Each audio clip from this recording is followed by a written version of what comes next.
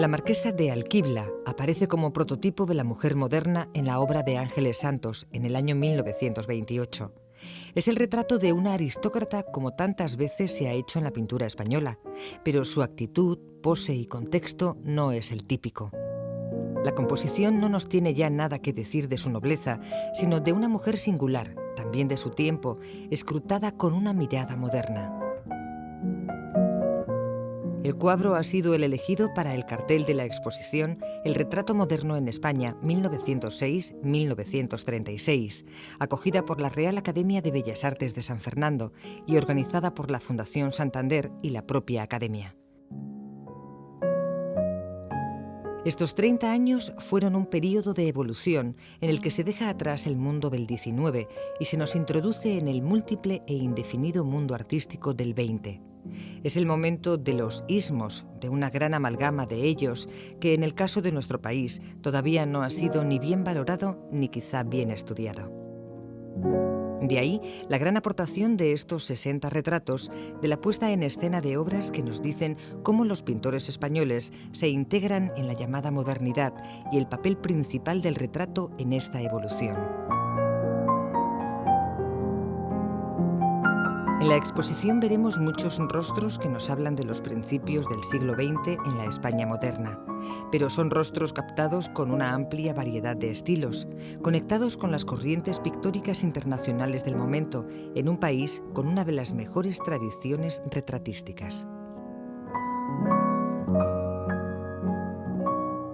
El retrato es muy antiguo, sabemos que en la antigüedad hubo un excelente desarrollo del retrato, aunque en la Edad Media se pierde, y es poco antes de 1400 cuando comienza a surgir. El retrato como representación del individuo, como caracterización del personaje, va a ser utilizado además de formas muy distintas, como retrato de representación, puede llegar al retrato íntimo del amigo, del conocido, al retrato de encargo, en el caso de Goya es perfectamente conocida, cuando son retratos de amigos con los que mantiene una relación personal y de afecto, cuando son retratos de puro y de simple encargo. Ahora, con independencia de estos usos del retrato, lo que es evidente es que en este tiempo la única forma, junto con la escultura, de poder representar a un individuo, de darlo a conocer, es a través de la pintura, también la escultura o puede ser el grabado. Por lo tanto, se convierte en forma única y excluyente y exclusiva de la representación del individuo. Esto cambiará en el XIX cuando aparezca la fotografía, y casi siempre suele aparecer o se suele pensar que cuando aparezca la fotografía va a desaparecer el retrato, lo mismo que cuando aparece el cine se dice pues va a desaparecer el teatro, y cuando aparece la televisión va a desaparecer el cine, y no desaparece ninguno. Lo que pasa es que estos cambian sus funciones, sus formas, sus medios, etc. La muestra pretende explicar las transformaciones que experimenta la pintura española desde la tradición a las vanguardias en la modernidad. El mejor medio para esta narración se dio en el retrato, y de ahí su protagonismo. El retrato tradicional pretendía fundamentalmente copiar la realidad, demostrar el estatus del personaje y dotarle de cierta idealización que justificase la grandeza que le hacía merecedor de un retrato. En cambio, el retrato moderno supone un enfoque distinto, ya que la realidad no se imita, sino que se interpreta. Ahora lo importante será la revelación del personaje, de un personaje que ya no tiene que tener nombre y apellidos. El anonimato nos conecta con el mundo moderno y, paradójicamente, la individualidad sin nombre nos habla de la masa. La exposición, de la que soy comisario junto con el profesor de la Universidad Complutense, Javier Pérez Segura, es una lectura de cómo la pintura se moderniza en España a través del retrato. Y para ello hemos definido la exposición en 4 grupos. Sin embargo, la lectura de la misma no debe ser nunca lineal, cronológicamente hablando, sino que, por el contrario, hay distintos viajes de ida y vuelta. Entre ellos, los 4 grupos los hemos definido. El primero de ellos es la pintura que se efectúa entre 1906 y 1915, siempre aproximadamente, y es la pintura de corte académico que se moderniza a través del simbolismo y del regionalismo. El segundo grupo son lenguajes híbridos que se sincretizan a través del fauvismo, del cubismo y del expresionismo. Es la pintura que se lleva a cabo entre 1915 y 1920. El tercer grupo son los realismos mágicos o realismos de nuevo cuño, que son los años 20. Y por último, los años 30, el último grupo o bloque que hemos dispuesto, con la llegada de la metafísica y a través de ella del surrealismo. El común denominador que podríamos plantear o definir en esta exposición es la modernidad. Es decir, no son pintores academicistas, no son pintores obsesionados con la academia y con ese rigor de lo tradición, sino que son pintores modernos. Ahora, es una modernidad dispar, no es una modernidad de tendencia, como normalmente suelen estudiarse las vanguardias, que se coge el surrealismo. Pues aquí está un Dalí que tiene algo, eso sí, un poco onírico en el retrato, pero que no es un Dalí surrealista. Juan Gris sí aparece como un cubista, pero no un cubista ortodoxo. Es decir, podemos decir que es una modernidad, pero que no es una modernidad de tendencias, fundamentalmente de individualidades, e individualidades que han bebido en corrientes diferentes. O sea, ya he dicho que en bastantes casos hay una influencia alemana de la nueva objetividad, del nuevo realismo, que se encuentra en algunos. En otros encontramos que hay elementos fauvistas, en el mismo Palencia, por ejemplo, se pueden percibir. En otros hay elementos cubistas. Es decir, esto pone de manifiesto que quien va abriendo la brecha pueden ser esas tendencias de vanguardia que tienen una duración efímera, pero lo que cala en la modernidad y en la expansión de una modernidad en el arte del siglo XX es esta suma de tendencias. La esencia de lo moderno está vinculada a la crisis de identidad de principios del siglo XX, una crisis que tiene que ver con la confusión de los límites entre lo real y lo representado, y la cesión también de la personificación en una imagen anónima. En la actitud de los representados sobresale la melancolía de sus miradas y las dudas sobre el destino. Un retratado que ya no posa en el taller, sino que está contextualizado en el medio que le rodea, del que a menudo no nos dan referencias. Traído a la situación española, las fechas tendrán su importancia. La fecha de 1906 está elegida claramente porque en ese año es cuando don Eugenio d'Ors plantea a través de sus escritos el Glossari y la Ben Plantà el movimiento noucentista. Este movimiento quedará consagrado posteriormente en el año 1911 en las galerías del Faians Catalans en Barcelona con la exposición Sunyer. Y para ello, en el primer bloque existe un cuadro que es el retrato de Rosa que estuvo en aquella exposición. Para Eugenio d'Ors había un claro movimiento con el movimiento noucentista y en este cuadro concretamente sintetiza la tradición y la innovación. Es el cuadro de la mediterraneidad, el cuadro donde se pueden ver los colores azul y blanco. Es un cuadro emblemático y es el que nos marca un poco el comienzo de la exposición.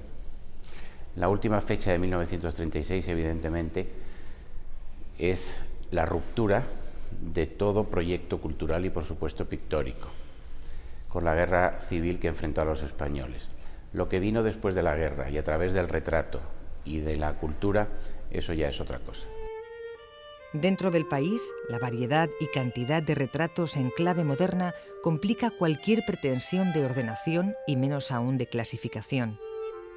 Muchas pinturas reflejan ecos de movimientos europeos, pero es difícil adscribirlos a las escuelas a las que nos recuerdan. La exposición de la Real Academia también renuncia a la clasificación, pero aporta unos itinerarios que nos llevan desde las lindes con el clasicismo de la mujer morena de Romero de Torres hasta la experiencia surrealista plasmada en el autorretrato de Óscar Domínguez.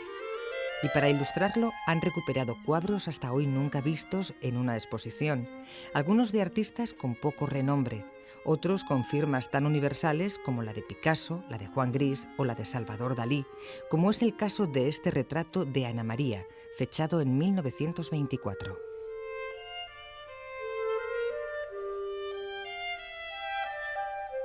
Hay muchísimos cuadros que han estado ocultos a la mirada del público, pero evidentemente junto en la historia del retrato de la vanguardia española hay que traer algunos retratos muy concretos, como es este de Dalí, como es el autorretrato de Bores, como es el autorretrato de Benjamín Calencia, como el Picasso que hemos traído, que realmente nunca se ha mostrado en Madrid ni en ningún otro sitio del Museo de Málaga, pero este cuadro también es muy importante, es un Dalí del año 24. Es podríamos decir, un Dalí noucentista, cuando Cataluña mira a Grecia y a Roma.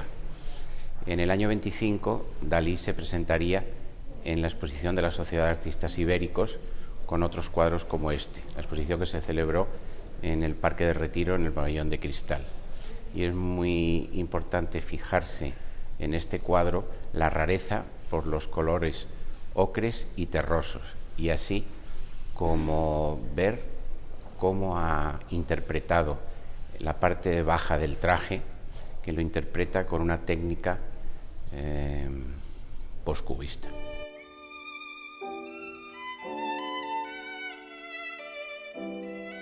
Los retratos aquí mostrados nos hablan de una época de cambio. En esta obra de Pellicer, las universitarias nos dan una imagen de una mujer hasta ahora nunca vista, diferente al estereotipo no solo de estudiante, sino también de mujer. Otras obras nos hablan de ese cambio identificándolas con personas concretas. En esta de Joaquín Valverde, Timoteo Pérez Rubio y Rosa Chacel protagonizan el retrato, enmarcados en una estética neorrealista desarrollada en la Academia de España en Roma. Este cuadro está muy vinculado a todo este lugar que estamos aquí, en la Real Academia de Bellas Artes de San Fernando, porque ellos iban, después cuando volvieron de Roma, en la época de la República, iban a la Granja de Lenar, enfrente al lado del Círculo de Bellas Artes, y tomaban el pulso a la vida madrileña.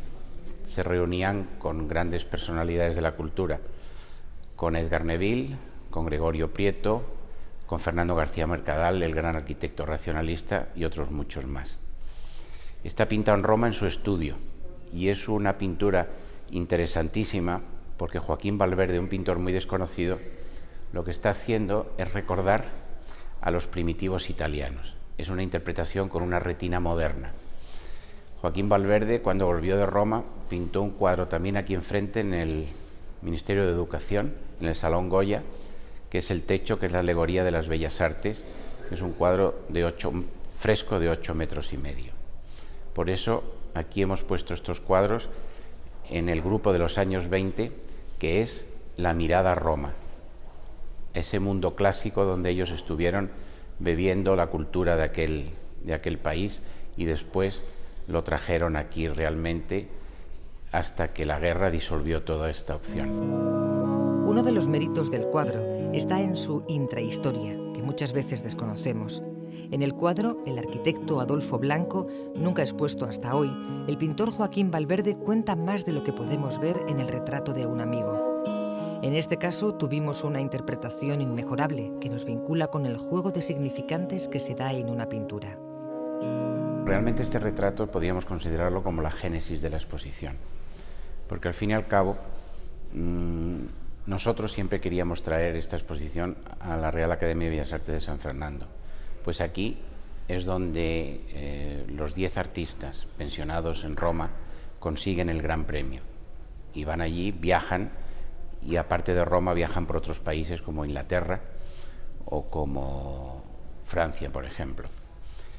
Este cuadro es muy emblemático para mí porque realmente apareció enrollado en el interior del armario de mi padre en el año 1977 cuando él falleció. El cuadro no había tenido ocasión de verlo nadie absolutamente. La forma de mi padre era así y no le gustaba mostrar. Mi padre fue arquitecto y fue catedrático de arquitectura, dio proyectos arquitectónicos. Y este cuadro es tan emblemático que los cartabones y las escuadras que aparecen fueron con las que yo empecé a dibujar realmente y las guardo como reliquia. Y el cuadro está físicamente situado aquí porque el estudio de mi padre con el estudio de Joaquín Valverde estaba separado por un tabique y ellos pasaban de un estudio a otro, y entre los 10 artistas yo descubrí que se retrataban y se autorretrataban o se dibujaban, y por tanto es, podríamos decir, la génesis que entronca con el corpus, principio cuando yo empiezo a buscar cuadros desde hace 10 años, cuadros modernos de gran calidad, para mostrar al gran público, porque no habían sido vistos nunca. De los 65 cuadros, 60 cuadros que hay aquí, pues 25 aproximadamente siempre han estado ocultos a la mirada.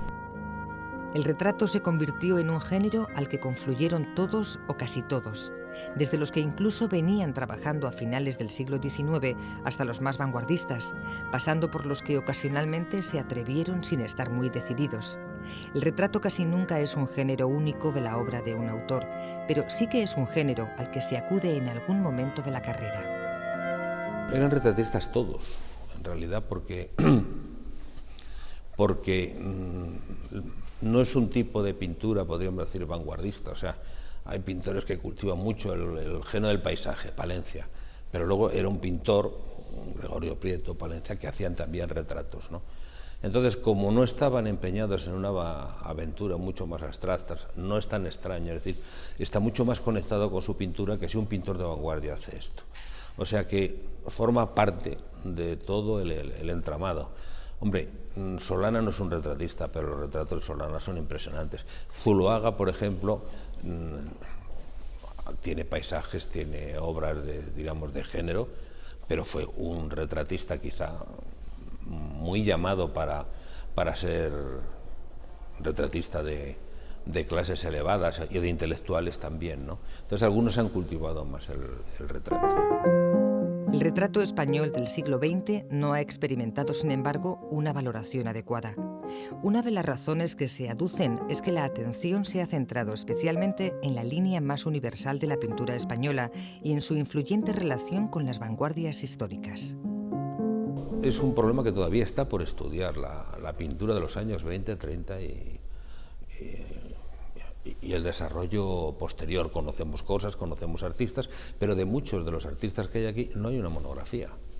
Sí tenemos de Juan Gris muchas, sí hay de Dalí, o sea, sí hay de pintores de estos, pero hay muchos otros pintores que poco a poco se van descubriendo, pero que no tienen una monografía o han tenido una exposición.